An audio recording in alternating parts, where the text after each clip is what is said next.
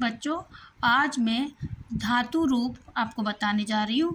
जैसे आज मैं गम धातु रूप से आपके अनुवाद बनाना बताऊँगी, गम धातु रूप के, ठीक है। जैसे इसमें दिया हुआ ना, गम मीन्स होता है जाना, ये संस्कृत में इसको गम बोलते हैं और हिंदी में बोल देते हैं जाना, ठीक है।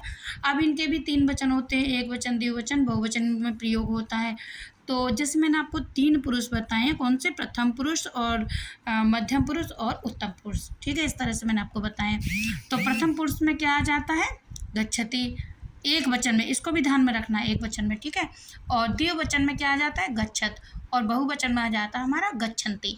इसी तरह से फिर मध्यम पुरुष में क्या आता है? गच्छति, फिर द्विवचन में गच्छथ, और फिर बहुवचन में गच्छथ, ठीक है। और फिर इसमें उत्तम पुरुष में आ जाता है गच्छामि, फिर द्विवचन में गच्छावः, और फिर गच्छामः, ठीक है।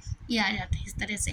अब इनका प्रयोग हमें पुरुषों में भी करना है। जैसे पुरुष में आपको मैंने बताया है, प्रथम पुरुष में स या संज्ञा सर्वनाम शब्द जितने भी होते हैं वो आते हैं, ठीक है।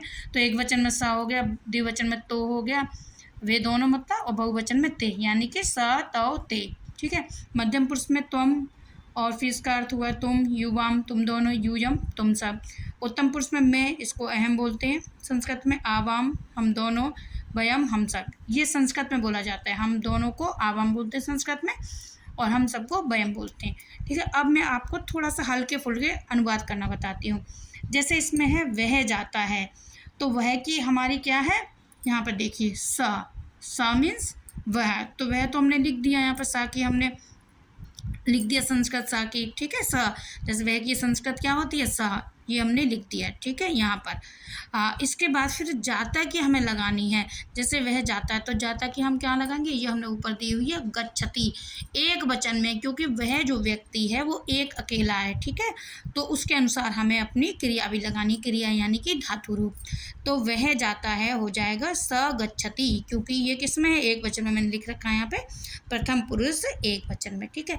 इसी तरह से फिर यहाँ पर मैंने दे रखा है वे दोनों को संस्कृत में क्या बोलते हैं? ताऊ, ठीक है। अब इसका एक वाक्य बना दिया है, वे दोनों जाते हैं, तो क्या हो जाएगा? वे दोनों का क्या हो जाएगा? ताऊ, ठीक है।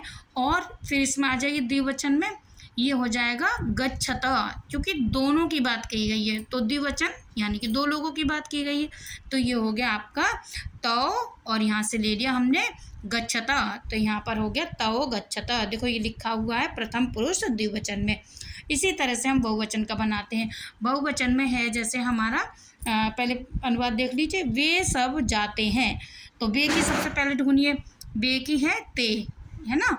ते किसको बोलते हैं? संस्कृत में वे सबको ते बोलते हैं, ठीक है। अब इसकी हमें क्रिया लगानी, क्रिया मतलब धातु रूप। तो वो देखो सबसे पहले यहाँ ऊपर, यहाँ पर बहुवचन में प्रथम पुरुष में बहुवचन में क्या आएगी जाने की? गच्छन्ति, वही हमें यहाँ पर लगानी है। यानी ते तो हो गए हमारी बे की, बे सब की हमारी संस्कृत क्या हो गई? ते, ठीक है। और गच्छन्ति ये हमारे क्रिया यानी कि धातु रूप लग गया। ये हमने लिखा हुआ है यहाँ भी प्रथम पुरुष बहुवचन। इस तरह से आपके अनुवाद बनते हैं। और थोड़ा सा और इजी रूप में मैं आपको समझा दूँ यहाँ पर। जैसे मैंने आपको पुरुष बता रखे हैं, ठीक है, 3 पुरुष, जैसे 3 वचन होते हैं, 3 लिंग होते हैं, 3 पुरुष भी होते हैं। तो प्रथम पुरुष में तो आते हैं सभी संज्ञा सर्वनाम शब्द, मैंने लिख रखा है।